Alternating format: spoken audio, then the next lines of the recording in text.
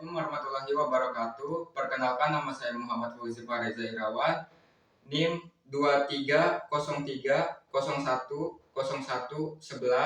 Teknik Informatika kelas E, tugas algoritma dan pemrograman, menjelaskan Python beserta fungsi, kegunaan, kelebihan dan kekurangannya. Ini loh sejarah Python. Bahasa pemrograman Python pertama kali dikembangkan oleh Guido van Rossum pada akhir 1980-an di Belanda. Guido van Rossum merancang Python dengan tujuan untuk membuat bahasa pemrograman yang sederhana, mudah dibaca, dan mudah dipahami oleh para pemula. Nama Python sendiri diambil dari acara komedi Inggris bernama Monty Python's Flying Circus.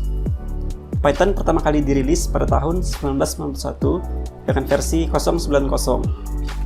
Pada versi awalnya, Python masih memiliki fitur-fitur dasar seperti pengendalian alur program, tipe data dasar.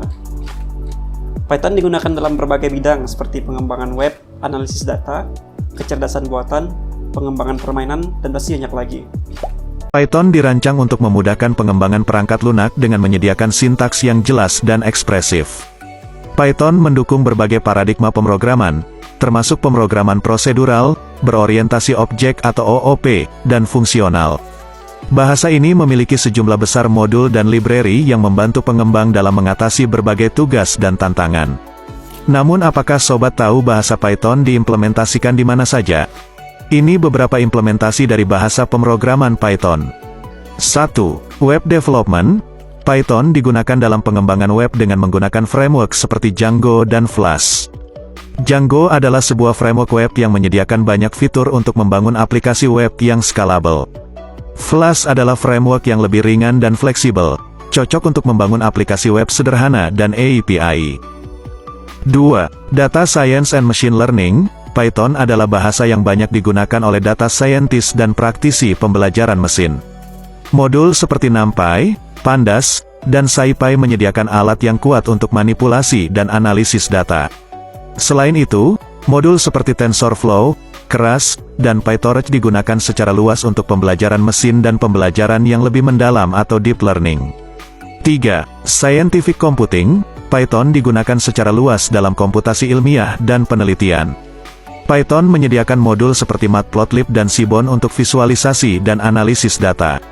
Juga digunakan dalam fisika komputasi, kimia, biologi, dan disiplin ilmiah lainnya.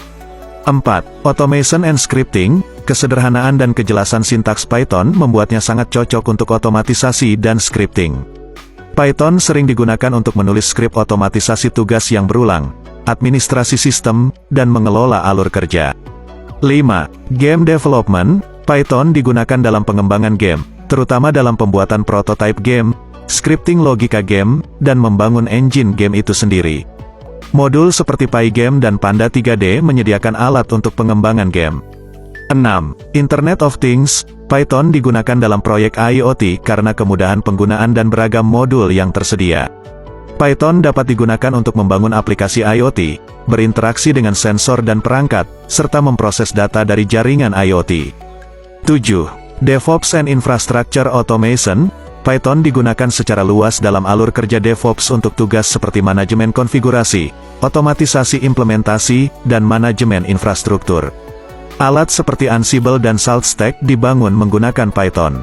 8. Natural Language Processing atau NLP. Python menyediakan modul seperti NLTK, Specie, dan GenSim yang banyak digunakan untuk memproses dan menganalisis data bahasa alami, membangun chatbot, sistem terjemahan bahasa, analisis sentimen, dan penambangan teks.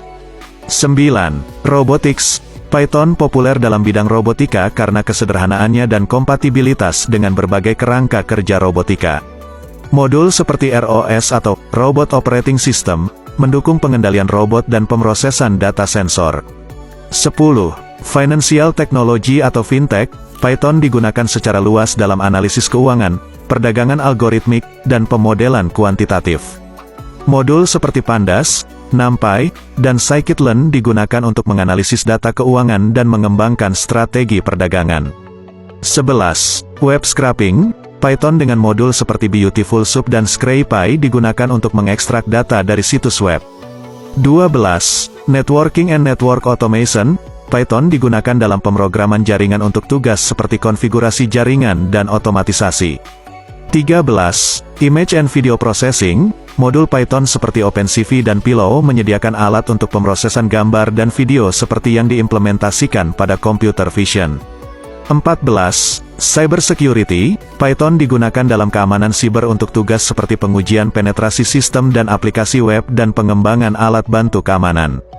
Membuat tools mandiri sangat dimungkinkan dengan Python, beberapa modul yang dapat dimanfaatkan antara lain Scapy, Socket, Request, Paramiko, PySandbox, dan masih banyak lagi. Pada bahasa pemrograman Python. Nah, jadi fungsi dalam bahasa pemrograman itu berguna untuk menyimpan kode dan baris kode tersebut tidak akan dieksekusi oleh pemrograman tanpa kita memanggilnya. Fungsi pada pemrograman Python itu merupakan bagian atau blok program yang memiliki tugas tertentu dan dapat digunakan secara berulang atau reusable dengan hanya cukup sekali mendefinisikan. Nah, dalam mendefinisikan sebuah fungsi biasanya diawali dengan kata kunci def, lalu diikuti dengan nama fungsinya. Kemudian setelah nama fungsinya itu diikuti dengan tanda kurung. Nah, di dalam tanda kurung ini bisa kita tambahkan sebuah argumen atau parameter atau juga boleh dikosongkan. Nah, fungsi dari parameter ini atau argumen ini biasanya digunakan untuk mengambil masukan dari luar yang akan diproses di dalam sebuah fungsi. Nah, contohnya seperti kuis yang kemarin kita buatnya di sini A sama dengan A tambah 2, kemudian A sama dengan A dikali 2. Lalu kita kembalikan fungsi dari A. Ketika kita membuat di sini print my function sama dengan 2, berarti parameter masukan yang dari luar yang dipanggil untuk menggantikan A ini adalah 2. Jadi di sini kita bisa lihat A sama dengan karena A sudah diganti menjadi 2, berarti A sama dengan 2 tambah 2. Hasil dari 2 tambah 2 ini disimpan di variabel A. Kemudian di bawahnya ini A sama dengan A dikali 2. Nah, A yang di sini sekarang adalah nilai dari A di sini. Jadi hasilnya 2 tambah 2 sama dengan 4, berarti 4 dikali 2 itu menghasilkan nilai 8. Jadi jawaban yang benar adalah 8. Nah, begitu juga dengan yang kedua. Jadi di sini kita memiliki variabel n dengan nilai 10. Kemudian kita juga memiliki function dengan parameter n sama dengan 0. Untuk blok code-nya ini n plus sama dengan 90. Nah, plus sama dengan 90 ini sama dengan n tambah 90 gitu ya, teman-teman. Kemudian ini dikembalikan n. Kemudian di sini ada n sama dengan 20. Ketika kita mendefinisikan n sama dengan 20, berarti n yang di atasnya sudah terreplace, jadi n sama dengan 20. Nah, kemudian ketika kita print nilai n, otomatis n yang di sini yang ke print adalah nilai n dari n sama dengan 20. Kemudian kalau kita print my function, nilai awal n itu adalah 0. Jadi n sama dengan 0 tambah dengan 90. Jadi hasilnya 90. Kemudian